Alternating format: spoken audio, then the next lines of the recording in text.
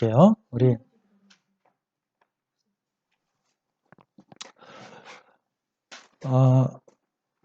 공지해 드렸던 것처럼 오늘 예수님의 부활 두 번째 시간입니다. 지난 시간 예수님 부활을 했다면 이번 주에는 그 부활이 나에게 어떤 의미인가를 함께 보려고 해요. 우리 말씀 시작하기 전에 잠깐 좀 기도 먼저 좀 하겠습니다. 제가 잠깐 기도할게요. 참 좋으신 하나님 아버지, 주님 부활을 잘 전할 수 있길 소망합니다. 좀 이 놀라운 주제를 부족한 자가 전해서 이 놀라운 주제가 우리 가슴에 딱딱하게 굳게 되지 않길 소망합니다. 주님 말씀으로 우리 가슴이 뛰게 해주시고 설레게 해주셔서 그 날이 나의 유일한 소망이 될 수 있길 간절히 소망합니다.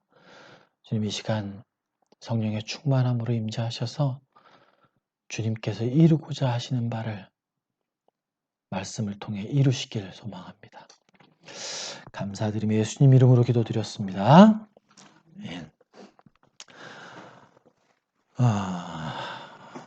아마 제가 이 기독론 가지고 전하는 시간은 오늘이 마지막 시간일 것 같아요. 올해 마지막 설교죠. 또 더군다나. 근데 여태까지 제가 이 기독론 가지고 쭉 말씀을 전한 걸 이렇게 쭉 보다 보니까 좀 더 좀 쉽게 알아들으시기 편하게 전해드렸어야 되지 않나라는 좀 후회가 되더라고요. 아무래도 이제 이 신학적인 주제에 대한 조직 신학적인 부분들을 여러분께 해드리다 보니까 좀 생소하기도 하고 좀 말도 좀 어렵기도 하고 그래서 그런 부분을 전하는데 부족함이 좀 많았던 것 같아요. 근데 아무리 그렇다 할지라도 전하는 자가 좀 수월하고 쉽게 전해드렸어야 하는데 사실 능력도 부족하고 노력도 부족하고 그러다 보니까 그렇게 해드리지 못했던 것 같아서 좀 죄송한 마음이 큽니다. 좀 더 많이 기도하고 많이 탐구해서 여러분들 섬기는 역할 잘 감당할 수 있도록 노력하겠습니다. 우리 소막교회 지체 여러분들도 교회를 위해서 계속 기도해 주셨으면 좋겠어요. 근데 이 말씀 준비하면서 제가 기도하면서 하나님께서 깨닫게 하신 건 분명한 건 하나님께서 소막교회 영적인 은혜를 부어주고 계시다는 거예요.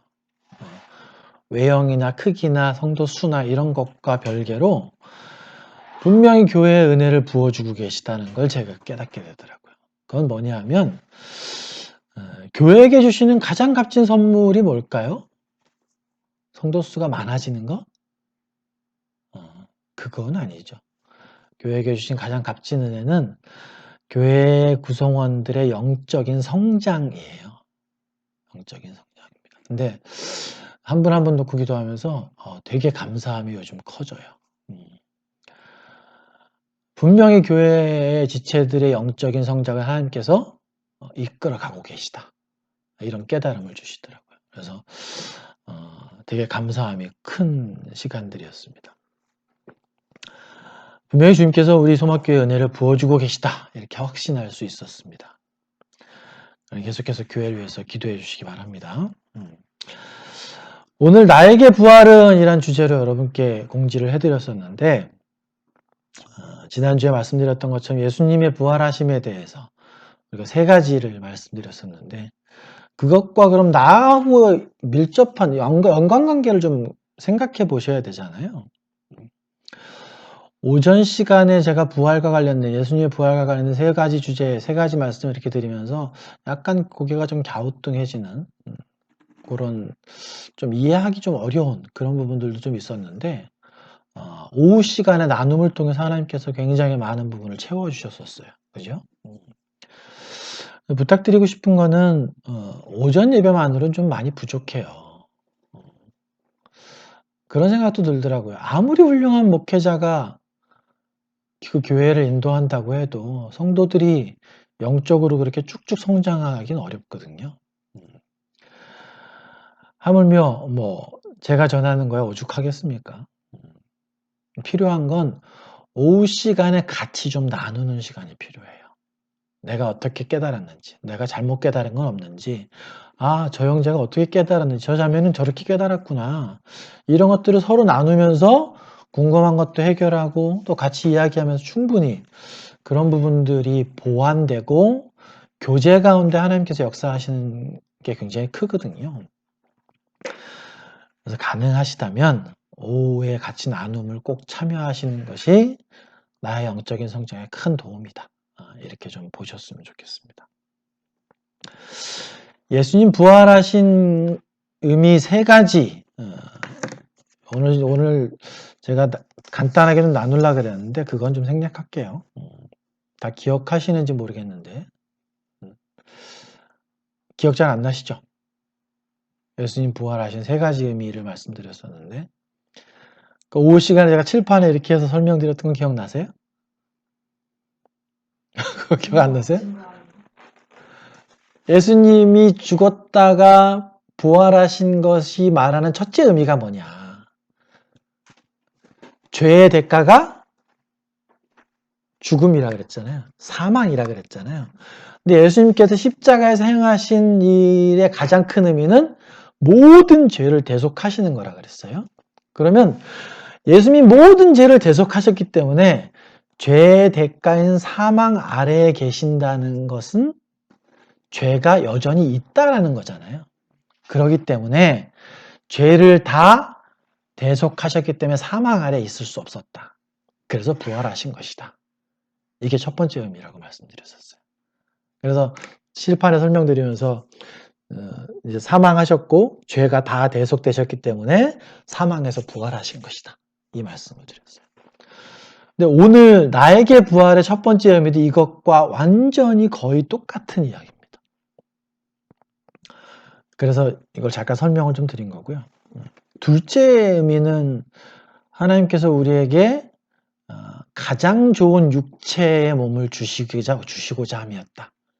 이 말씀 드렸었어요. 두 번째 의미는 예수님과 동일한 몸을 주시기 위해서 예수님 부활하신 것이다. 이 말씀 드렸었고 세 번째 의미는 하나님께서 창조하시고 심히 좋았다고 하신 그 창조의 원형 아니 그 창조의 원형보다 더 나은 것들을 우리에게 주시기 위함이었다. 이 말씀 3가지 말씀드렸었어요. 이 예수님의 부활이야말로 하나님께서 태초부터 작정하신 모든 인간의 죄를 대속하기 위해 이 땅에 오셔서 십자가의 죽으심으로 대속 사역을 완성하시고 이제 죄의 대가로 생겨난 죽음에 대한 사망에 대한 모든 권세를 허물어 버리신 예수님 구속 사역의 결말이다. 이렇게 말씀드렸었어요. 예수님이 하신 모든 대속 사역의 최종 결말이 바로 뭐다? 부활이다. 이렇게 말씀드렸습니다. 그러다 보니까 오죽하면 오늘 본문도 다 읽어보셨죠? 고린도전서 15장에 보면 사도 바울이 이렇게까지도 얘기해요. 예수님 부활이 없다면 우리의 모든 믿음이 뭐다? 헛거다. 헛것이다까지 얘기하는 거예요. 예수님 부활이 결말이 되기 때문에 그 결말이 없다면 우리가 믿는 모든 게 다 헛거야. 이렇게까지도 얘기하시는 거예요.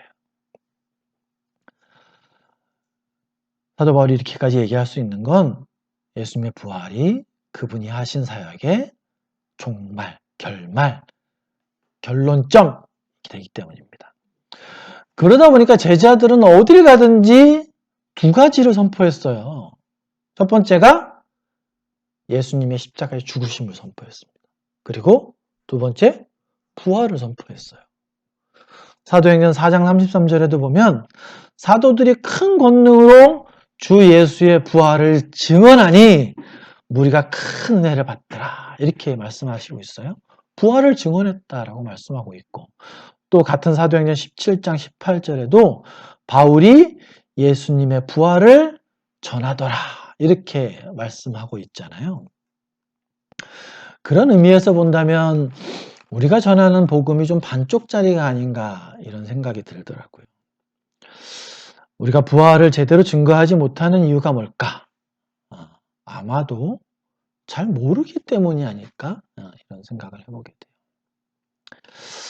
오늘 예수님 부활이 나에게는 어떤 의미인가? 이것들을 한번 같이 나눠보겠습니다. 나에게 부활이 어떤 의미인가를 제대로 깨달으시려면요, 먼저 선행돼야 될 것이 있어요. 너무 당연한 얘기 아닌가 이렇게 생각하실 수도 있지만 한번 들어보십시오.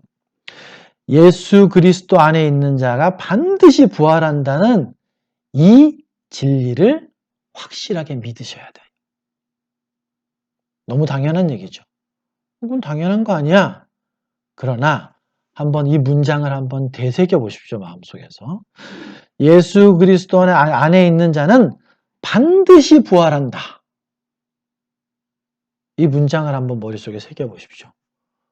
정말 그런가요? 여러분 정말 확실하게 믿고 계세요? 갸우뚱해지실 수도 있는 분도 있는 것 같아요. 별로 생각 안 해보셨죠? 저도 마찬가지입니다. 저도 별로 생각 안 해봤어요. 예수님 안에 있는 자는 반드시 부활해? 맞아, 부활해. 근데 정말 많이 생각해 보지 않았어요. 그 부분에 대해서. 제가 좀 전에도 이제 지난 시간 예수님의 부활을 잠깐 말씀드리고 했던 이유가 예수님 부활하신 첫 번째 이유가 바로 나에게 주는 부활의 의미와 굉장히 크게 중요하게 연관이 되어 있습니다. 예수님께서 하신 일은 인류의 모든 죄를 십자가상에서 완전하게 감당하셨다는 거죠. 그렇죠? 이제 그 죄의 대가인 죽음, 죄의 삭은 사망이라고 하는 그 사망은 어떤 힘도 쓸 수 없게 됐어요. 맞습니까? 예. 그렇기 때문에 예수님께서 사망 아래에 계시지 않고 부활하신 겁니다. 죄의 대가인 사망의 무력화. 말이 좀 어렵죠? 근데 한번 잘 뜻을 새겨보세요. 죄의 대가인 사망의 무력화. 예, 이해되시죠? 예. 그렇게 말씀드릴 수 있어요. 예를 한번 잠깐 들어볼까요? 미국에서 이제 링컨이 남북전쟁을 했잖아요. 남쪽은 농장들이 많았고, 북쪽은 이제 공업지대가 좀 많다 보니까, 북쪽에서는 노예들이 많이 필요 없었고, 남쪽에서는 농장이 많다 보니까 노예들이 많이 필요했어요. 전쟁을 해서 결과적으로는 북쪽이 이겼습니다. 노예 해방이 선포됐죠. 그러면 남쪽에 있는 수많은 농장, 엄청난 농장을 소유한 대지주, 그 밑에 있던 수천 명의 노예들이 노예 해방이 선포되면 그 대지주가 노예를 소유할 권리가 있습니까? 없습니까? 없어요. 해방된 거예요. 그것과 마찬가지로 예수님이 죄에 대한 권세, 죄에 대한 사망을 완전히 무력화시키셨기 때문에 우리는 사망 아래에 있을 수 있어요? 없어요? 없는 겁니다. 없는 거예요. 이게 예수님 부활의 첫 번째 목적이 바로 우리에게도 그대로 적용되는 겁니다. 그렇기 때문에 예수님이 십자가상에서 모든 것을 이루셨고 내 죄가 다 대속됐기 때문에 나 또한 사망 아래 있을 수 없어. 이걸 정말 믿으시냐는 거예요. 되게 좀 생소한 개념으로 들리시지 않나요? 저 자신에게도 좀 생소하게 느껴지더라고요, 이게.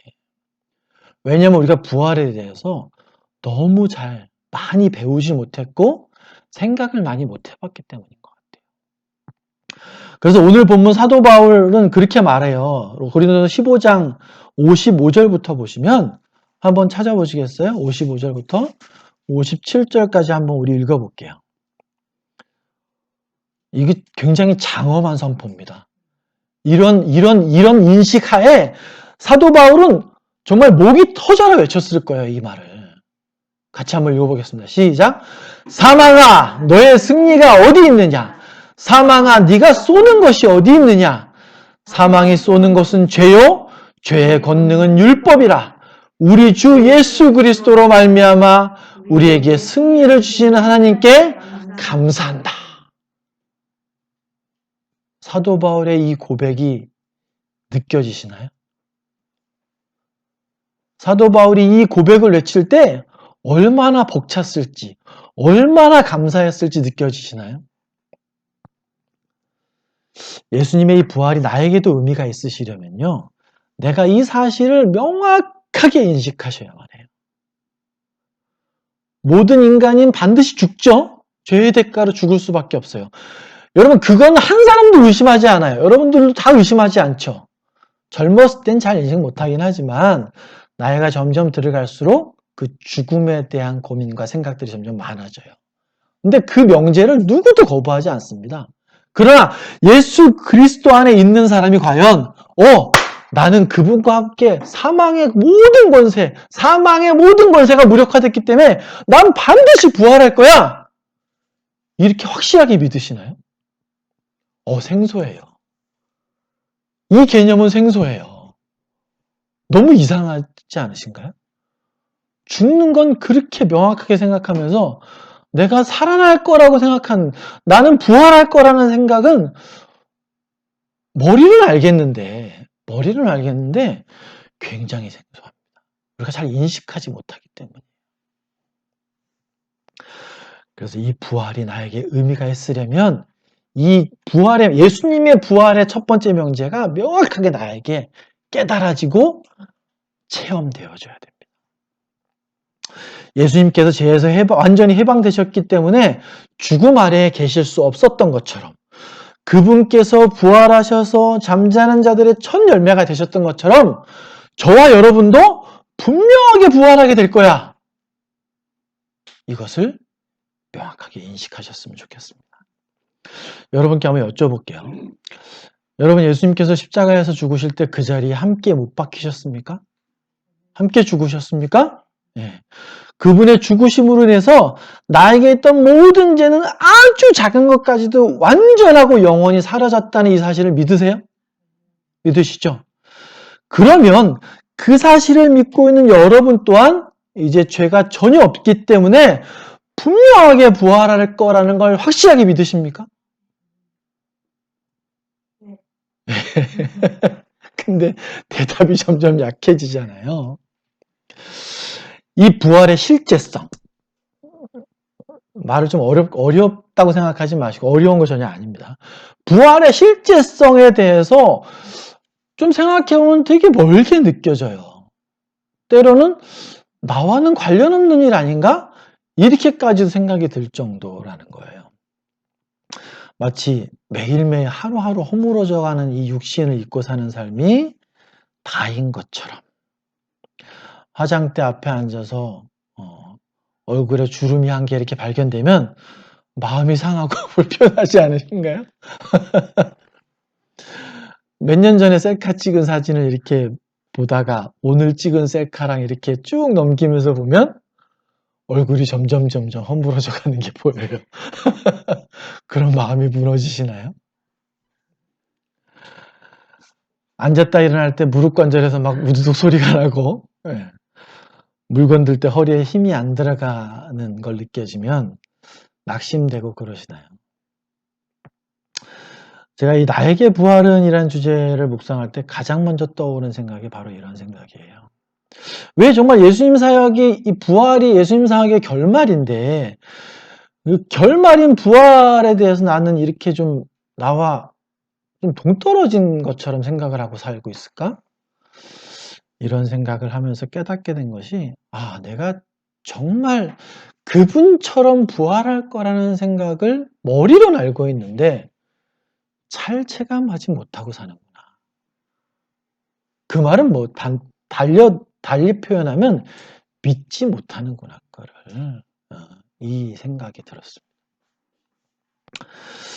정말 안타깝게도 이 정말 놀랍고 예수님 사역의 결말이 되는 이 부활에 대해서 무감각하고 기대감이 들지 않는 이유는 아까도 말씀드렸던 것처럼 우리가 배운 적이 별로 없기 때문인 것 같아요. 이 부활에 대해서. 여러분, 예수님께서 십자가의 죽으심으로 인해서 우리에게 주신 많은 은혜들이 있어요. 예수님 십자가의 죽으심으로 인해서 나에게 주신 많은 은혜들이 있죠. 어떤 것들이 있으신가요? 굉장히 많죠. 이 땅에 살면서도 하나님 나라를 내가 누리며 살 수 있게 된 것. 그런 것들도 있고, 이제 죄의 속박에서 벗어났다라는 자유함을 느끼고 사는 것. 그런 것도 있고, 난 지금 죽어도 두렵지 않게 됐다라는 거. 굉장히 많잖아요. 주님께서 하신 일로 인해서 내가 자유함을 얻게 된, 누리는 은혜들, 그런 것들 굉장히 많아요. 수련자매님은 뭐가 제일 많이 감사함이 느껴지세요? 내가 예수님이 하신 일을 생각하면 내가 이런 은혜를 누리고 살아. 혹시 그런 거 있어요? 모르겠어요. 지금 제가 몇 가지 얘기했잖아요. 좀 우리가 많이 우리 교회 성도들이 많이 느끼는 건 죄에 대한 구속받는 것이 좀 자유로워졌다. 또 사망에 대한 두려움이 좀 적어졌다? 이런 것들 아니신가요? 어떠세요? 여러분들은 예수님의 사역으로 통해서 내가 느끼는 가장 큰 은혜가 뭐 같으세요? 어떤 걸 가장 큰 은혜로 느끼시나요? 예수님께서 주신 가장 큰 은혜는 어떻게 보면 부활이라고 말할 수도 있어요. 예수님께서 하신 이 대속사역의 결말이 그분의 부활이라고 우리가 깨닫는다면 그 결말을 통해서 우리에게 주시는 가장 큰 은혜, 가장 큰 특혜가 마땅히 부활이 되어야 되지 않을까요? 이 예수님의 부활, 우리가 배워야 됩니다. 앞으로도 많은 시간을 투자해서 부활과 관련된 것들을 우리가 많이 좀 배워야 될 필요가 있어요. 예전에 부활 시간을 얘기했던 것처럼 죽음에 대해서 기대한다니까? 그런 마음이 있었거든요. 죽는 순간을 기대한다. 네, 천국이 펼쳐지니까. 근데 천국이 끝이라고 생각했는데 그 천국은 잠깐 동안 머무는 곳이고 그 다음에는 진짜로 부활이 일어나서 그 부활에 대해서 어제도 이제 책을 읽다 보니까 우리가 천국만 얘기한다가 천국이 끝이 아니다. 목사님 계속 그 말씀을 하시더라고요. 그러니까 천국이라는 개념은 어떻게 보면 좀 포괄적인 개념일 수도 있어요. 나고 하는 얘기예요. 네, 나고. 그렇지만 보통 그렇게 많이 생각하시잖아요. 이제 예수님께서 십자가의 대속하심으로 죄사함을 받았으니 천국 가기 때문에 난 죽음은 두렵지 않아. 근데 우리의 복음의 이 예수님 대속을 통한 복음의 이 생각의 진도가 대부분 거기서 끝나는 것 같아요. 죽으면 난 천국 가니까 난 죽는 건 두렵지 않아.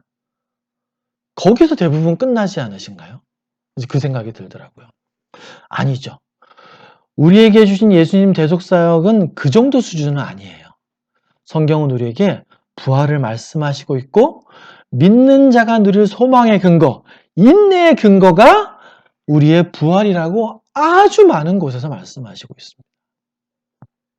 오늘 본문 고린도전서 15장 12절부터 34절까지도 보시면 사도 바울은 예수님의 십자가에서 행하신 완전한 죄의 대속과 그에 따른 예수님의 부활로 인한 이제 우리 또한 죄에서 완전하게 해방되었고 그로 인해 죽음이 나를 지배할 수 없게 되었다고 말해주고 있어요. 우리 한번 같이 읽어보겠습니다. 고린도전서 15장 한번 펴보시겠어요? 다 읽는 건 좀 그렇고요. 16절부터 22절까지만 읽어볼게요. 교독할까요? 16절부터 22절 교독하고 마지막 절 같이 읽겠습니다.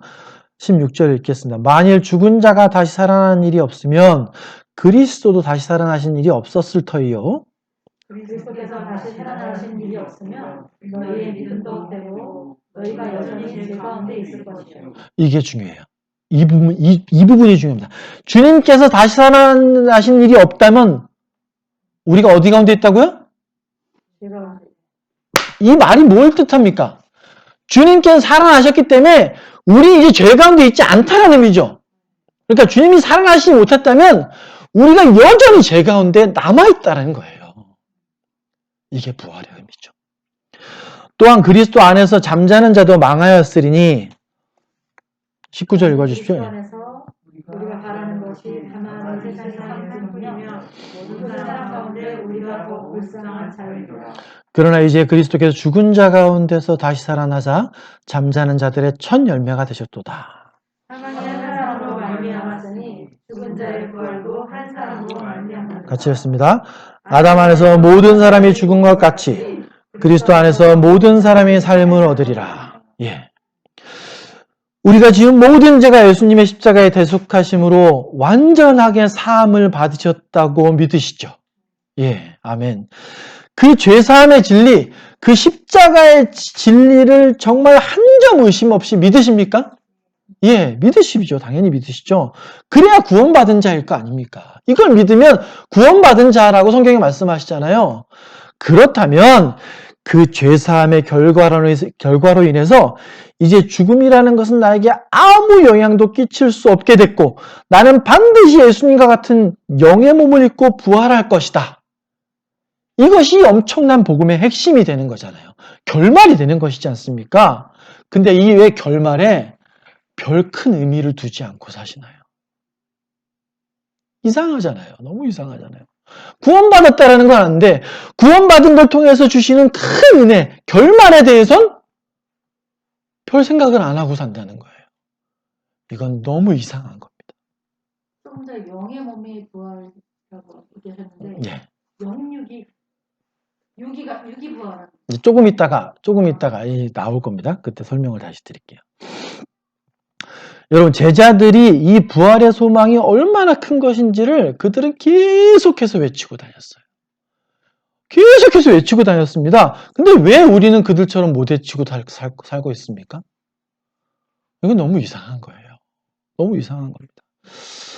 우리 사랑하는 소망교회 지체 여러분, 부활을 소망하십시오. 기대하시기 바라요. 그것이 예수님께서 십자가에서 죽으시면서까지 우리에게 주시고자 했던 놀라운 선물입니다. 이렇게 놀라운 엄청난 선물을 준비하고 계시는데 우리는 그 선물에 대해서 별로 기대하지 않고 살고 있으면 그 선물을 준비하신 하나님 마음이 어떠시겠습니까? 아이에게 정말 좋은 선물을 준비해 놓고 그 선물을 언제 줄게 이렇게 아빠가 예고를 했어요. 근데 그 아이는 그 선물에 대해서 아무 기대를 안 하고 있어요. 그럼 그 아빠가 그 선물을 준비한 보람이 있으실까요? 우리 모습이 그러지 않냐는 겁니다. 지금.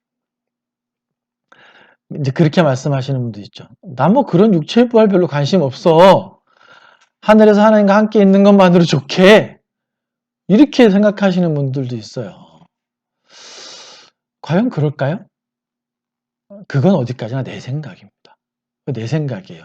하나님이 우리에게 구원받은 자에게 주시고자 하는 가장 좋은 선물이 부활이라고 말씀하시고 있는데 아니요, 전 그건 필요 없어요.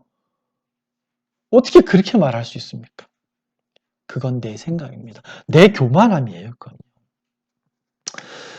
우리가 제자들도 예수님께서 부활하시고 성령을 받은 후에 예수님께서 다시 살아나셨다는 걸 강력하게 전했습니다. 그들은 왜 그렇게 전했습니까? 그건 세상 것이 아니기 때문에. 세상에서는 상상할 수도 없는 불가능한 일이기 때문에 그렇습니다. 그게 바로 하나님의 권능이기 때문에 그렇게 외칠 수 있었던 겁니다. 나에게 부활은 어떤 의미인가? 그 첫 번째는 내가 완전히 죄에서 해방됐다는 걸 믿는 만큼 부활도 소망해야 한다는 것입니다. 여러분이 마땅히 구원받은 자라면 부활을 소망하는 것이 절대로 약할 수 없다라는 거예요. 이게 전제입니다. 이걸 아셔야 돼요. 이걸 일단 마음속에 두시고 부활의 의미를 더 자세하게 좀 생각해 보셨으면 좋겠습니다. 여러분, 우리가 부활이 기다려지는 참된 이유는 바로 내가 그분과 함께 동일한 영의 육체를 입게 되기 때문입니다. 말씀에서 그걸 확인할 수 있어요. 다시 말씀드릴게요. 내가 정말 부활이 기다려지는 이유는 내가 예수님과 같은 동일한 영의 몸을 입게 되기 때문이다. 성경이 그렇게 말씀합니다. 여러분, 고린도전서 15장 40절부터 한번 볼게요. 우리 40절부터 50절까지 볼 겁니다, 이번엔. 제가 올려드리면서 굉장히 많은 부분을 올려드렸잖아요. 15장 전체하고 후서 고린도서 5장 1절부터 이렇게 올려드렸는데 그걸 다 강해는 안 할 겁니다. 이 부활, 나에게 부활이라는 주제를 가지고서 몇 개 부분들만 참고하면서 볼 거예요. 우리 15장 40절부터 50절까지 교독하실게요. 마지막 절 같이 있습니다. 하늘에 속한 형체도 있고 땅에 속한 형체도 있으나 하늘에 속한 것의 영광이 따로 있고 땅에 속한 것의 영광이 따로 있으니 영광이 다르고 달의 영광이 다르며 별의 영광도 다른데 별과 별의 영광이 다르다. 죽은 자의 부활도 그와 같으니 썩을 것으로 심고 썩지 아니할 것으로 다시 살아나며 높은 것으로 심고 영광스러운 것으로 다시 살아나며 약한 것으로 심고 강한 것으로 다시 살아나며 육의 몸으로 심고 신령한 몸으로 다시 살아나니 육의 몸이 있은즉 또 영의 몸도 있느니라. 이렇게가 첫사람 아담은 생명이 되었다는 것 같이 마지막 아담은 살려주는 영이 되었다. 그러나 먼저는 신령한 사람이 아니요 육의 사람이요 그 다음에 신령한 사람이니라. 첫사람은 땅에서 났으니 흙에 속한 자이거니와 둘째 사람은 하늘에서 났느니라. 무릇 흙에 속한 자들은 저 흙에 속한 자와 같고 무릇 하늘에 속한 자들은 저 하늘에 속한 이와 같으니 우리가 흙에 속한 자의 형상을 입은 것 같이 또한 하늘에 속한 이의 형상을 입은 같이 했습니다. 형제들아 내가 이것을 말하노니 혈과 육은 하나님 나라를 이어받을 수 없고 또한 썩는 것은 썩지 아니하는 것을 유업으로 받지 못하느니라. 여기서 사도 바울이 말하는 영의 몸이 구체적으로 육의 몸과 무엇이 다를까? 성경에 구체적으로 말씀해 주시고 있지는 않아요. 보시면 44절에 육의 몸으로 심고 신령한 몸으로 다시 살아나니 육의 몸이 있은즉 영의 몸도 있느니라. 우리가 지금 입고 있는 육체와 부활하게 될 육체는 다른 것이라는 걸 말씀하고 계시죠. 근본적으로 육체라는 것은 같지만 육의 몸으로 죽고 영의 몸으로 산다. 이건 같다라고 볼 수 없는 거예요. 같은 것이 아닙니다. 육체라는 의미에서, 큰 의미에선 같지만 우리가 입고 있는 이 몸과 영의 몸은 같은 것이 아닙니다.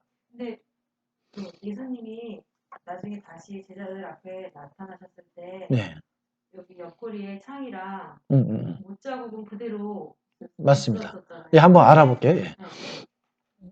자, 영의 몸이 어떤 것인가를 구체적으로 말씀해 주시진 않지만 우리가 미루어 짐작할 수 있는 구절들은 있어요. 뭘 통해서? 예, 예수님은 앞으로 우리가 입을 영의 몸을 갖고 보여주셨으니까, 부활하신 후에. 그 부분을 좀 찾아보시자고요. 여러분도 찾으셔도 괜찮고요. 계시록 1장을 보시면 그 요한에게 나타난 예수님의 모습이 있어요. 그것도 계시록 AD 96년쯤에 요한에게 보여주신 예수님의 몸도 어떤 몸? 영의 몸입니다. 거기 보면 많은 표현들이 나오죠. 그죠? 그분의 모습이 형상이 번개 같고 옷이 눈처럼 희고 뭐 발이 어떻고 쭉 나옵니다. 예수님 영의 몸의 모습이에요.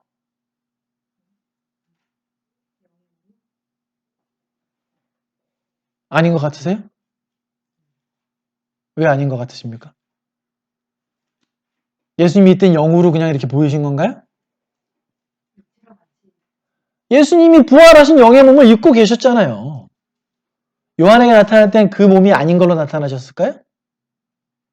그렇게 볼 근거는 없습니다.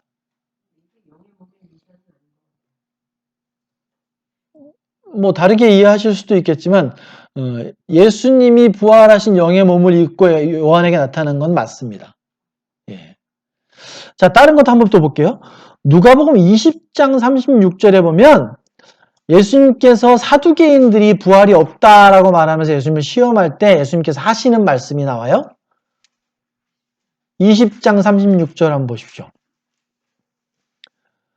사두개인들이 예수님을 시험하기 위해서 얘기를 했을 때 뭐 형사 취수죄 이제 얘기하면서 예수님 유혹하죠. 그럴 때 예수님께서 뭐라 그러셨냐?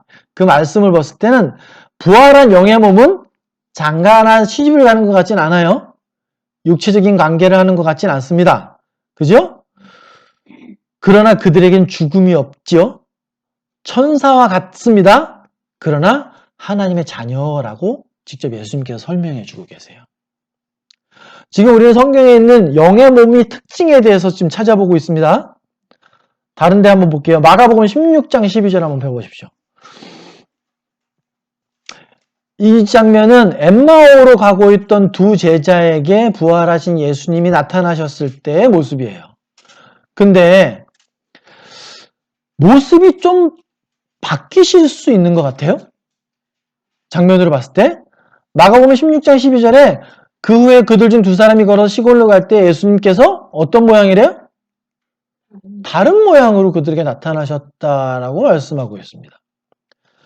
또 예수님이 부활하셨을 때 그 무덤에 갔던 마리아가 부활하신 예수님을 못 알아봐요. 요한복음 20장 14절 15절에도 그렇게 나옵니다. 그러니까 이 부활한 영의 몸은 모양을 좀 바꿀 수 있는 것 아닐까?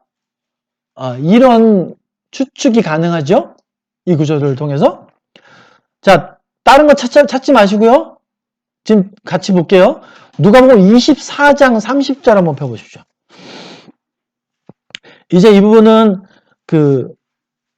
예수님께서 제자들이 두려워 떨면서 문을 다 닫고 있었을 때 그 자리에 나타나셨던 부분입니다. 24장 30절과 41절을 한번 보세요. 24장 30절, 41절을 보면 이 예수님의 영의 몸은 어떤 특징이 있는 것 같으십니까? 예수님 뭐 하셨어요? 제자들에게? 음식을. 먹을 걸 달라 그러세요. 이게 뭐 제자들이 불안해서 안심시키기 위해서 생전에 예수님이라는 걸 증명하기 위해서 먹을 걸 달라고 하셨는지 아니면 영의 몸도 정말 뭔가를 먹어야 되는 건지는 명확하진 않습니다만 명확한 건 뭐예요? 영의 몸도 먹는다라는 거죠? 영의 몸이니까 평생 안 먹고 살 수 있을 것 같아. 물론 안 먹을 수도 있겠지만 먹는 것이 가능하다는 건 알 수 있죠? 먹는다는 건 뭘 의미합니까? 씹고, 맛보고, 넘기고 이렇다는 거 아니에요. 그걸 알게 해줍니다. 여기서 뭔가 신학적인 주제를 말씀드리고자 함이 아니라 영의 몸은 어떤 것 같다라는 걸 보자는 얘기예요. 그 24장 39절 40절에 보면 이제 그들이 24장 39, 40절에 보면 그 도마에게 그렇게 말씀하시죠. 만져봐라. 이렇게 말씀하시잖아요. 그러니까 분명하게 만질 수 있는 어떤 육체적인 형태와 모양을 가지고 계신다는 건 확실한 것 같습니다. 그렇죠? 또 한 가지 요한복음으로 가보십시오. 요한복음 20장 한번 펴보세요. 20장 19절 쪽에 보시면 제자들이 이제 두려움에 떨어서 그 집에 문을 다 닫고 계실 때 그 한중간에 딱 갑자기 예수님이 나타나세요. 이런 거를 봤을 땐 영의 몸은 공간적인 제약을 받지는 않는 거 아닌가? 이런 걸 추측해 볼 수 있습니다. 영의 몸이라고 하신 거는 아직 육의 몸이랑 결합이 안 된 거예요? 결합이라는 개념이 아니라 예수님이 육의 몸이 죽어져서 영의 몸으로 나셨다는 얘기죠. 변화산에서 베드로, 야고보, 요한을 데리고 그 산에서 영화롭게 변화되셨던 그 변화된 몸. 그걸 영의 몸으로 보고요. 부활하신 몸도 영의 몸으로 봐요. 그러니까 육의 몸하고 결합이 돼서 영의 몸이 되는 것이 아니라 예수님이 죄에서 완전히 사망을 무력화시키고 부활하실 땐 육의 몸이 아닌 지금 우리 같은 이런 한계가 있는 몸이 아니라 지금 쭉 말씀드리는 영의 몸의 특징을 갖고 계신 다른 몸이다. 이렇게 이해하시라는 거예요. 안에는 그 육의 몸도 들어가 있는 거예요. 안에 있다라는 개념이 아니라 성인하면 헷갈리는 게 다른 것이라는 거예요. 영이라고 얘기하니까 영만 있다고 생각을 하는 거예요. 그게 아니라 영적인 몸. 몸은 몸인데요. 영적인 몸. 그러니까 예전의 육체가 아니라 후의 몸은. 그럼 우리도 다 그런 영적인 몸이 되는 거예요? 당연하죠. 당연하죠. 예. 왜? 제가 부활의 의미 첫 번째 말씀드렸잖아요. 두 번째 의미도 우리로 하여금 예수님과 동일한 몸을 입게 하시기 위해서 그렇게 부활하셨다라고 말씀드려요. 당연히 우리도 따라갑니다. 영혼은 그대로 있는 상태에서 영혼은 왜 생물학적으로 죽어도 영혼은 없어지지 않잖아요. 근데 죽고 다시 부활할 때는 그 영혼이 부활하면서 있게 되는 그 몸이 영적인 몸이고 거기에 영혼이 같이 있는 그걸 그냥 한 우리 존재가 되는 거예요. 부활 후에 우리의 존재. 뭔가 이렇게 합체가 되거나 그런 개념이 아니라 사람이 죽으면은 육체는 땅 썩어 없어지죠. 예. 영혼은 이제 두 군데 중에 한 군데로 나거나 아니면 으로 가는 거잖아요. 그렇죠. 하나님 보좌 앞에 있다가 그 영혼이 예수님 재림하시는 팔뚝이 함께 재림하실 때 부활이가 합쳐지는 겁니다. 영이 합쳐지는 거예요. 네, 그때 우리의 몸이 이전에 우리가 갖고 있던 그런 육신적인 몸이 아니라 영적인 몸으로 그 변화가 영적인 몸과 그 영혼이 합체되면서 부활체의 존재가 되는 거예요. 그 몸은 그러면 새로운 거예요. 완전히 새로운 겁니다. 다만 제가 지금 설명드리잖아요. 영의 몸이 구체적으로 뭔지를 성경은 말씀하시지 않지만 우리가 영의 몸이 어떤지는 누굴 통해 볼 수 있다? 부활하신 예수님을 통해 볼 수 있다. 그걸 지금 대여섯까지 쭉 말씀을 드리는 거예요. 그 육체가 아니라 새로운 육체가 있잖아요. 그렇죠. 그러면 거기 그 손이랑 옆구리 그러니까 아예 그 새로운 육체라는 게 그러니까 제자들이 못 알아봤기 때문에 완벽하게 새롭다고. 그러니까 완벽하게 새롭다고 봐야 되지만 예수님이라는 것을 알게끔 해주시기 위한 근데 그 눈에 보이는 형체는 다 있다라는 거죠. 있다라는 거죠. 왜냐하면 제자들 보고 만져보라고 하시고 먹기까지 하시잖아요. 그 자리에서. 네. 영은 뼈와 살이 없지만 봐라. 나 만져봐라. 얘들아 만져봐. 있잖아. 이렇게 말씀. 그런데 영적인 몸. 그래서 그걸 더 입었다고 지금 고린도 후서에는 더 입혔다. 그러니까 표현은 그런 거예요. 표현은 그런 겁니다. 우리는 잘 상상이 안 되잖아요. 그게 어떤 건지. 근데 예수님의 모습을 통해서 미루어 보자는 거예요. 예. 그러니까 분명히 만질 수 있는 육체 형태 모양도 있고 그 문이 다 닫혔는데 제자들 사이에 갑자기 나타나신 걸로 봤을 때는 이 영의 몸이라는 건 분명히 육체가 있지만 공간적인 제약은 받지 않을 수 있겠구나. 그렇게 이해할 수 있죠? 예. 목사님은 예수님이 이제 오실 때 나팔소리와 함께 우리가 후련히 변화된다고 얘기하잖아요. 죽은 자는 그 무덤이든 죽은 곳에서 다시 부활체를 입을 거지만 살아있는 자는 그 자리에서 변화된다. 올라가는데 우리가 건물 안에 있을 수도 있잖아요. 그 순간에. 그러나 이렇게 아무 걸림돌이 안 된다는 거예요. 그렇죠. 이렇게 문으로 피해 나가거나 그러진 않을 거라는 거죠. 이상으로 통과해서 올라가는 거예요. 영의 몸으로 변해. 그렇기 때문에 그렇지 않아도 영의 몸으로 그냥 호령이 변하는 거예요. 살아있는 자는 살아있는 상태에서 부활이 되고 죽은 자는 죽은 곳에서 부활이 되고. 그 부분은 나중에 이제 고린도후서 제가 뒤에 설명드리겠지만 바울은 그걸 되게 소망했어요. 죽은 곳에서 부활이 돼요. 육체를 그러니까 이미 죽은 사람들은 뭐 무덤에 묻히든지 바다에 수장돼 있든지 죽은 곳에 근데 이미 있을 거 아니에요. 영혼은 나가는 준비가 됐구나. 네, 그 영혼이 이 육신이 그러니까 몸이 생기면서 같이 올라가는. 그 몸을 안 쓴다. 그 몸은 안 쓰는. 그러니까 새로운 몸으로 변화될 거 아니에요. 그 몸이 그러니까 아니에요. 새로운 몸이긴 하지만 내가 그러니까 예전에 오영옥으로 죽는다. 그 오영옥의 몸이 전혀 없는 상태는 아닌 것 같다는 얘기예요. 그러니까 명확하진 않습니다. 예수님도 못 박힌 자국이나 창 자국이 있으셨잖아요. 그것처럼 지금 우리 몸은 다 필요 없어. 그런 것 같진 않아요. 그거 같아요. 고린도후서에서 여기 보면은 우리의 장막집이 무너지면 영원한 집이 우리에게 있는 줄 아냐. 그 장막집이라는 게 육체 아니에요. 그렇습니다. 그렇습니다. 예. 그러니까 우리가 영의 몸이 어떤 것인가를 예수님을 통해서 지금 한 7가지 정도 이렇게 봤어요. 근데 왜 이렇게 예수님을 통해서 보냐면 성경에서 영의 몸은 이런 거야! 라고 명확하게 얘기해 주시진 않는다는 거예요. 그러나 영의 몸으로 표현해 주신 성경의 복음서에 부활하신 예수님의 모습을 통해서 우리는 짐작은 할 수 있다는 거예요. 여러분 한번 생각해 보십시오. 지금 예수님의 이 부활하신 몸에 대한 7가지를 쭉 말씀드렸어요. 뭐 눈처럼 희고 또 뭐 천사와 같게 되고 모습을 변화시킬 수 있을 것 같고 또 먹는 것도 가능하고 육체의 형태와 모양은 가지고 계신데 공간적인 제약도 없고 또 요한복음 20장 24, 25절에 보면 좀 전에 말씀드린 것처럼 도마에게 십자가의 흔적을 보여주세요. 근데 이것이 뭐 믿음을 확증시켜주기 위해서 예수님께서 배려하신 건지 아니면 정말 육체적인 우리가 지금 입고 있는 육체적인 형태들이 완전히 다 없어지는 것은 아닌지 그건 명확하진 않아요. 왜냐하면 예수님께서 보여주셨으니까. 그렇지만 지금 입고 있는 흔적들도 갖고 있을 수 있지 않을까? 이거는 짐작할 수 있죠. 이런 변화들을 한번 생각해 보십시오. 이런 이 영의 몸을 입는다는 변화가 작거나 의미가 없는 일일 수 있을까요? 굉장한 의미가 있죠. 이것 자체도 굉장한 의미가 있어요. 영생에 들어가려면 영의 몸이 그러니까 우리가 앞으로 받게 될 이 영의 몸이 얼마나 엄청난 것인가를 이미 예수님을 통해서 이렇게 잠깐만 확인해 봐도 엄청난 것이라는 걸 깨달을 수는 있습니다.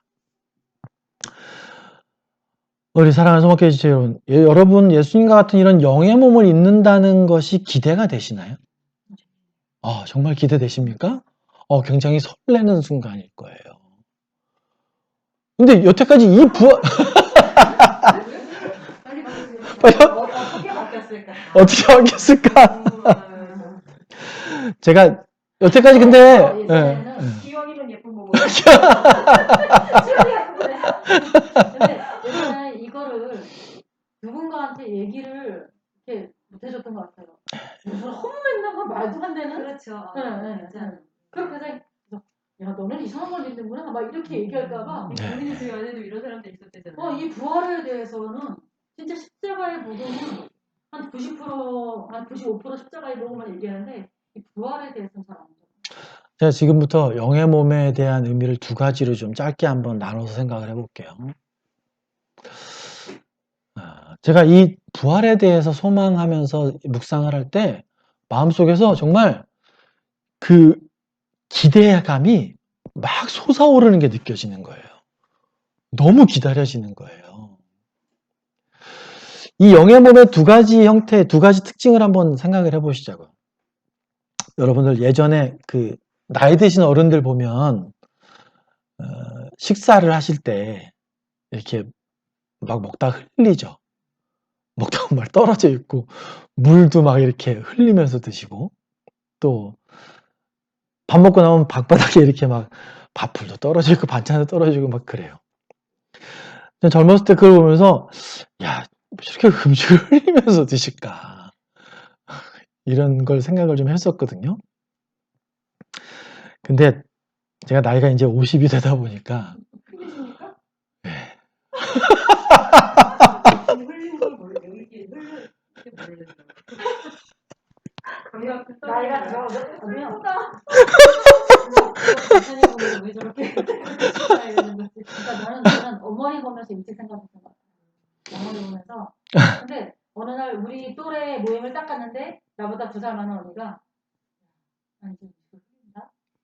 이랬는데 조절과 감각이 떨어져가지고. 맞습니다. 그것도 모른다라고 얘기를 하는데 네. 너무 답답한 거예요. 그러면서 누구나 그렇구나. 제가 더 놀라는 거는 이렇게 추울 때 밖에 돌아다니다가 이렇게 실내 들어오면 콧물이 이만큼 나와 있어요. 근데 그걸 못 느껴요. 깜짝 놀랍니다.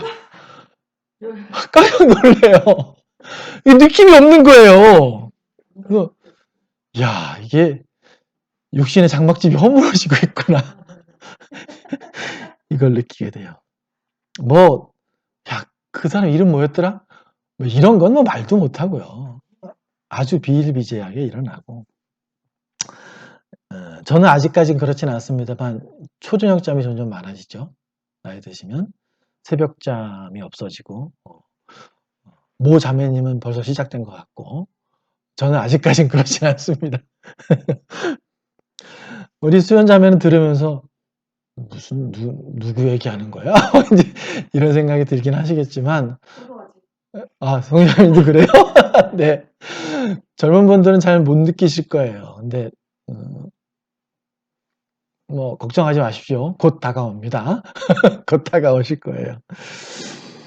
뭐 젊은 분들을 보면 다이아몬드를 만든 게 아니기 때문에 당연히 여러분도 그렇게 됩니다.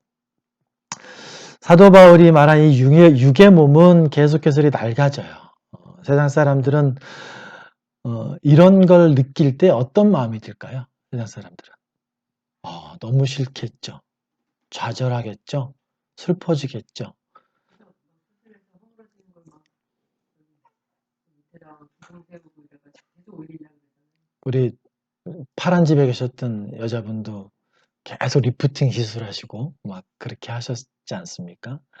그러니까 하나님을 모르는 영의 몸이 있다는 걸 모르시는 분들은 내 이 육의 몸이 허물어지는 걸 받아들이는 게 너무너무 어려울 거예요. 정말 마음이 상하고 힘들어서 어떻게든 그 육체의 몸을 되돌리려고 노력할 겁니다. 많은 돈을 투자할 거예요. 그러나 그게 가능합니까? 가능하지 않아요. 먹는 걸 흘리고 콧물이 나온 것도 모르고 돌아다니고 또 허리가 아파서 힘들어하는 등 우리 육체의 연약함으로 힘들어하는 사람들에게 완전하게 새로운 영의 몸을 입는다는 거 도대체 얼마나 큰 소망일까요? 그게. 저와 여러분 같은 이런 작은 것에도 소망이 되고 기다려지는데 하물며 일평생을 반신불수로 살아가는 분들에겐 도대체 얼만큼 소망이 될까요? 그게. 한 번도 꽃의 모양을 보지 못하고 60평생을 사는 맹인들에겐 이 영의 몸을 입는다는 것이 도대체 얼마나 큰 소망일까요? 한 번도 소리를 들어보지 못한 분들에겐 과연 도대체 이 영의 몸을 입는다는 소망이 얼마나 큰 갈망일까요? 자녀가 일평생을 정신지체로 살아가는 모습을 바라보는 부모에게 이 놀라운 영의 몸으로의 부활은 과연 어떤 의미로 다가오겠습니까? 여러분 여기서 한 가지만 짚고 넘어가야 될 부분이 있어요. 신실하게 하나님을 믿는다고 하는 분들 중에서 가끔씩 엿보이는 문제 중에 한 가지가 뭐냐면 육체적인 것을 갈망하는 것은 저급하다라고 인식하는 경향이 있다는 거예요. 영적인 것을 갈망하는 사람은 훨씬 더 고귀하고 높은 수준의 신앙심을 갖고 있다라고 착각하게 만든다는 겁니다. 정말 그럴까요? 육체적인 부활을 소망하는 사람은 신앙심이 낮은 사람으로 치부하는 게 마땅할까요? 아니죠. 그럴 수 없죠. 저는 그걸 자신을 속이는 거라고 생각합니다. 위에서 열거한 영의 몸을 입으신 예수님처럼 되는 게 의미가 없다라고 정말 과연 생각할 수 있을까요? 그 정도로 고귀한 신앙의 수준을 갖고 있다고 말하고 싶어서 그런 건가요? 여러분, 부활의 가장 확실한 의미는 우리가 육체를 입는다는 거예요. 지금 같은 육체는 아니지만 육체를 입는다는 겁니다. 바로 우리의 주인 되신 그 예수님도 입으신 그 육체를 입는다는 거예요. 그런데 육체를 갖는 부활에 대해서 급이 낮고 낮은 믿음이라고 치부하는 경향이 있어요. 예. 이거를 실존주의적인 신앙이라고 말합니다. 말이 좀 어렵지만 확인 가능한 것들을 믿는다는 거예요. 과학적인 것들을 믿겠다는 겁니다. 그러다 보니까 이런 것들이 지금 말씀드린 것이 바울 시대 때부터 사도 시대 때부터 계속해서 오던 육은 속되고 영은 귀하다라고 하는 영지주의의 영향이 그런 형태로 나타나는 거예요.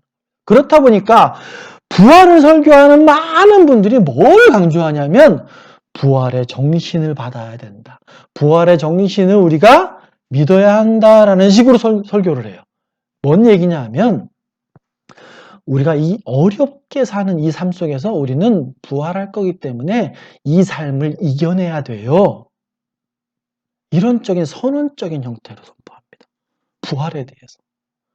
구체적으로 육체가 이렇게 부활할 거라는 설명은 그들이 믿지 못해서 그러는지 이게 낫다고 생각해서 그러는지 모르겠지만 그런 설명은 너무너무도 부족하고 부활의 정리신은 우리가 따라가야 됩니다. 이런 식의 설명이 대부분의 부활 설교를 이루고 있어요. 나중에 부활할 거니까 지금 이겨내십시오. 예, 이것으로 부활을 사용해요. 부활의 정신을 받아야 된다. 부활의 정신을 우리가 믿어야 됩니다. 그것으로 위안을 삼아야 돼요. 이런 식으로 설명을 해요. 중요하긴 하죠. 중요하긴 하죠. 근데 왜 그런 식으로만 설교를 할까요? 그러다 보니까 우리가 부활의 실제성을 잘 못 깨닫게 되는 거 아닌가요? 전 그걸 말씀드리고 싶은 거예요. 그것이 틀렸다는 얘기를 하는 것이 아니라 부활이라는 정신을 통해서 좌절하지 않도록 희망을 심어주는 게 필요해요. 그런 식으로 부활을 자꾸만 설명을 합니다. 그러나 부활을 이렇게만 인식하는 건요, 예수님이 말씀하시는 부활과는 굉장히 동떨어진 겁니다. 심지어 저는 그 의도가 상당히 의심스럽기까지 해요. 정말 육체의 부활은 믿고 있지 않는 거 아닌가? 이 생각까지도 듭니다. 사도들 때부터 나타난 이런 영은 고귀하고 육이 속하다는 이런 영향이 지금까지도 믿는 사람들 사이에선 굉장히 폭넓게 퍼지고 있는 것이 사실입니다. 그러나 예수님은 육체로 부활하셨어요. 나도 그렇게 부활할 겁니다. 이 부활의 육적인 의미를 잠깐 봤는데 한 가지 더 짧게 좀 볼게요. 영적인 의미를 생각해 봐야 됩니다. 부활의 영적인 의미를 좀 생각해 봐야 돼요. 우리가 부활을 묵상할 때 육체의 부활이라는 것과 함께 더불어서 이런 부활의 영적인 부분에 대한 깨달음 또한 우리에게 참으로 놀라운 기쁨과 은혜를 주시는 것임을 알아야 됩니다. 예수님이 십자가의 대속하심으로 하나님 앞에서 우리가 죄 없다, 의롭다 하는 칭함을 받았어요. 그렇다 보니까 우리 마음속에 어떤 소망이 생깁니까? 내 욕심대로 살지 말아야 되겠다. 하나님 영광을 구하는 삶을 살아야 되겠다. 이렇게 다짐하시죠. 여러분이 구원받은 자는 마땅히 그런 다짐을 하셨을 겁니다. 그리고 죄에 대해서 회개하게 되고 실제 삶 속에서도 그렇게 살려고 노력하게 돼요. 구원받은 자의 특징입니다. 그건. 근데 실제 삶은 어떻죠? 지금 육체를 이 죄의 몸, 육의 몸을 입고 있다 보니까 계속 이리저리 끌려다녀요. 자존심이 조금만 상하면 막 속에서 불일 듯이 막 화냄이 일어나요. 참지 못하고 화가 부글부글 끓어오릅니다. 하나님 말씀대로 살고자 노력할 때도 있지만 대부분은 어떻게든 좀 편하게 살아보려고 몸부림쳐요. 부지런히 하나님을 기뻐하는 걸 해나갈 시간도 부족할 텐데 늘상 세상 것들에 나를 만족시킬 다른 걸 찾아서 세상 안에서 기웃기웃거립니다. 하나님의 것들에 태만하고 게으른 자신의 모습을 발견하게 됩니다. 하나님께서 베풀어 주신 은혜가 얼마나 큰지를 깨닫고 때로는 눈물을 흘리고 감사하고 다짐해보고 하나님 뜻대로 살겠다라고 결단해보지만 그 다짐이 채 한 시간도 가지 못하고 정말 이런 약하고 악한 육의 몸을 갖고 있기 때문에 그분 앞에 무릎 꿇고 앉아서 탄식하지 않을 수 없게 되죠. 내가 참 공고하구나. 내가 참 불쌍하구나. 도대체 이 육체의 몸에서 언제 해방될까? 이렇게 탄식하시는 적이 있으십니까? 마음은 하나님 앞으로 나아가서 하나님께서 기뻐하시는 걸 나도 기뻐하고 그 일들에 모든 내 삶을 걸겠습니다. 이렇게 작심하고 부지런히 성화의 삶을 이루고자 하는 마음은 있어요. 근데 이 육신적인 연약함 때문에 그렇게 하지 못하는 자기 스스로를 발견하게 되죠. 좌절하고 아프고 마음이 상하게 돼요. 그렇게 될 때. 마음이 깨집니다. 기도할 때 마음이 아파서 고통스러워요. 이것 때문에. 우리 지난 시간에도 나눴지 않습니까? 상한 마음, 통회하는 마음, 마음이 산산이 깨지는 것들을 경험하게 돼요. 여러분 그럴 때 얼마나 힘드시죠? 얼마나 아프십니까? 그런 것들을 경험할 때. 근데 참 특이하게도 하나님께서는 뭐라 그러세요? 그런 상한 마음과 통회하는 심령을 가진 자들 하나님께서 어떻게 하신대요? 기뻐하신대요. 되게 이상한 말이에요. 그런 잘 기뻐하신답니다. 우리가 당신 앞에 부족함으로 회개하는 자들을 기뻐하신다고 말씀하세요. 하나님이 그 부족함을 좋아하신다기보다 그 부족함을 아파하는 우리 마음을 기뻐하시는 거겠죠. 여러분 제가 말씀드린 고린도 후서 한번 펴보십시오. 고린도 후서 5장 1절부터 5절 한번 읽어볼게요. 사도 바울은 이런 우리의 영적인 상한 마음, 통회하는 마음들을 하나님께서 어떻게 약속하고 계신지를 고린도 후서 5장 1절부터 5절에서 말씀해 주시고 있어요.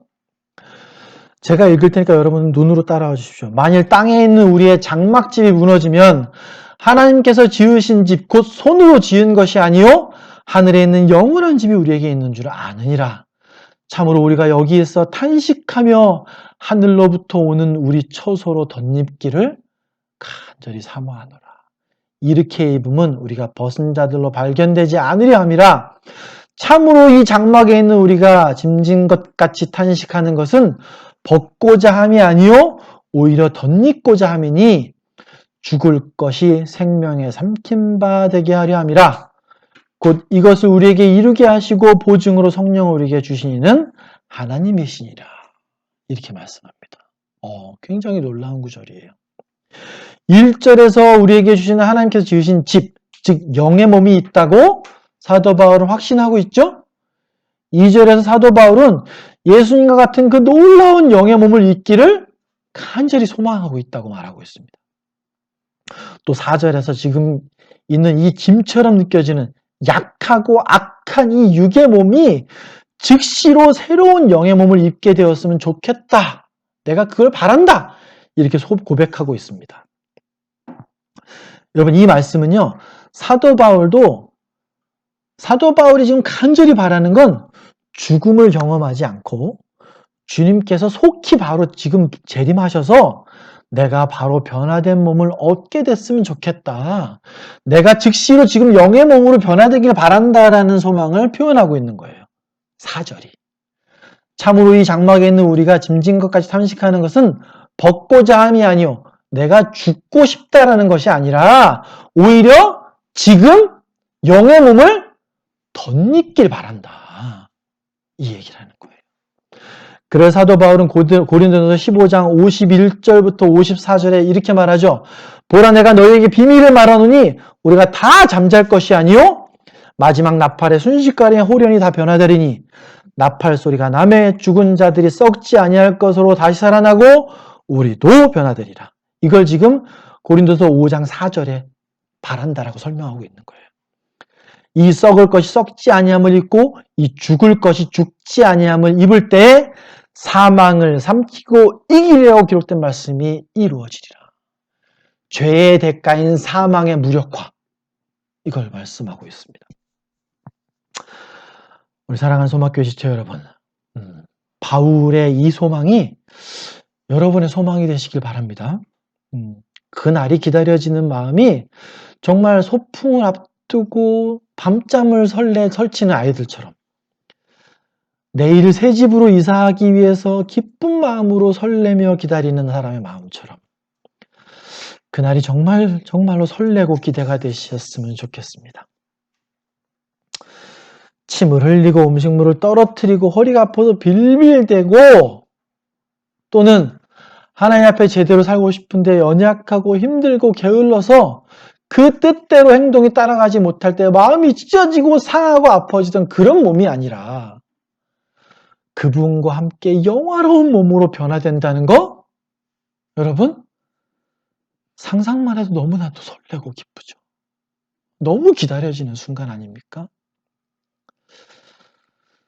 그 몸이 정확히 어떤 몸일지는 모르겠으나 내가 정말 나의 사랑하는 주님과 같은 모습으로 같은 영의 몸을 입는 그분 앞에 서서 그분을 바라보게 될 것이라는 거.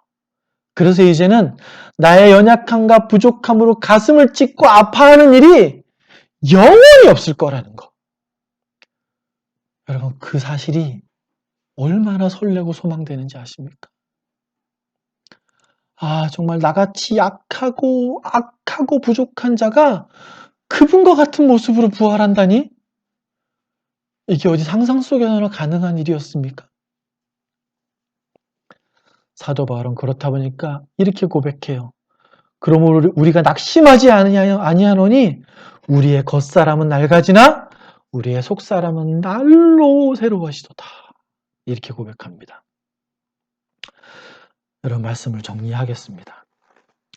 여러분, 우리 주님이 주신 부활의 소망은 이런 겁니다.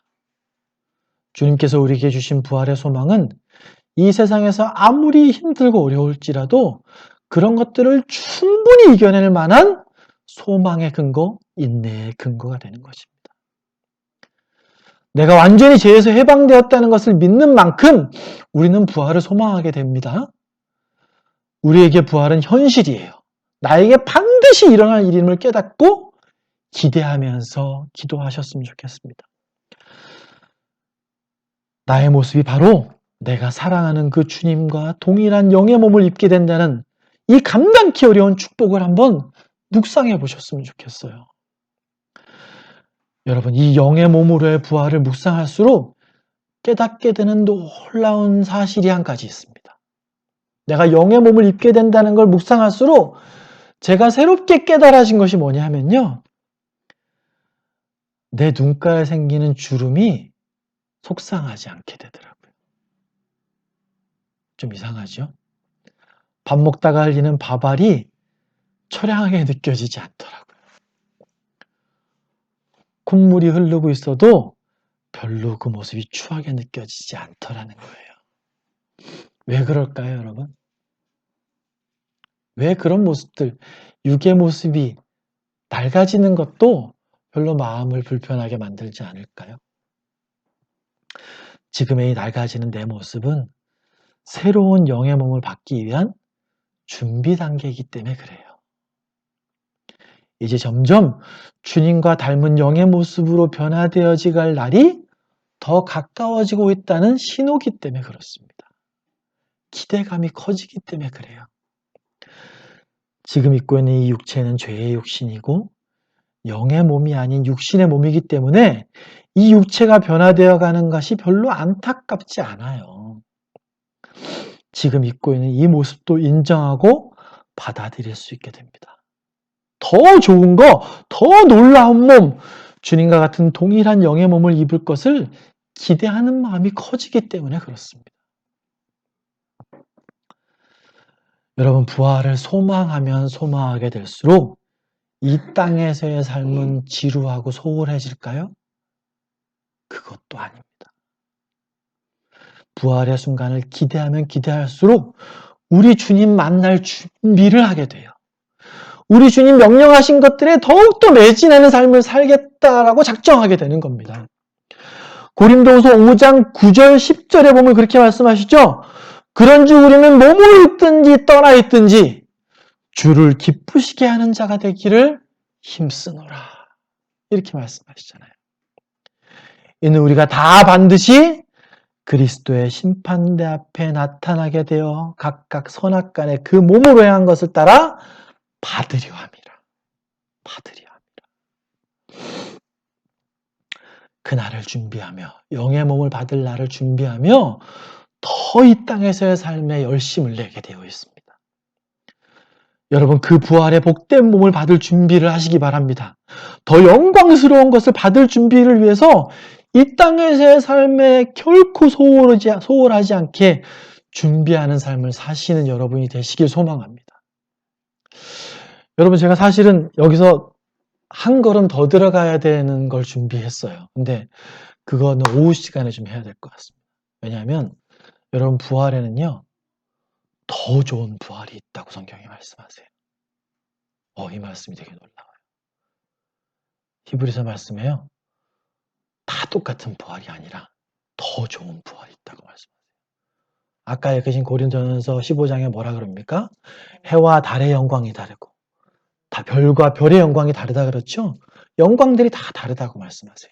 우리 부활의 몸도 영광이 다릅니다. 더 좋은 부활의 몸이 있다고 말씀하세요.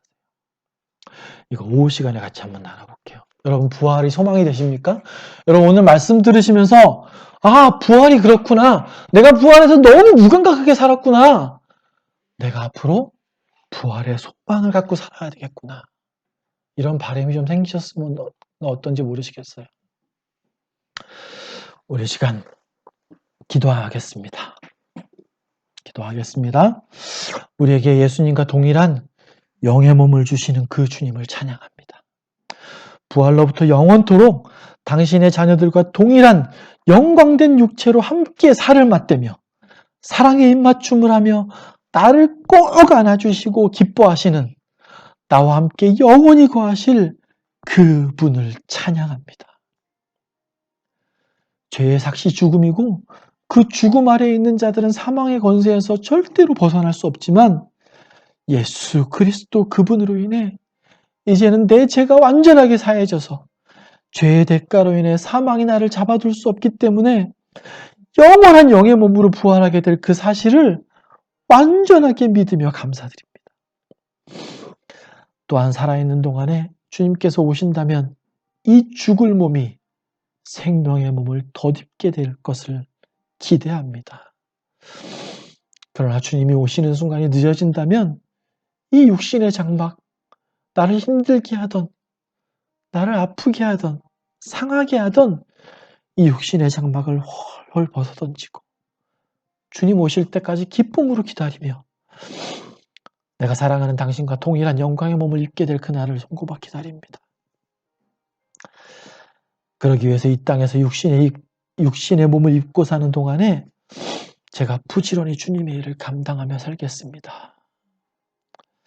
이렇게 다짐하는 우리 모든 소막교회 지체 되시길 주님의 이름으로 축원합니다. 우리 잠깐 기도하실게요. 주님,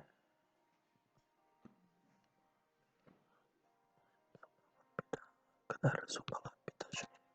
주님, 아버지.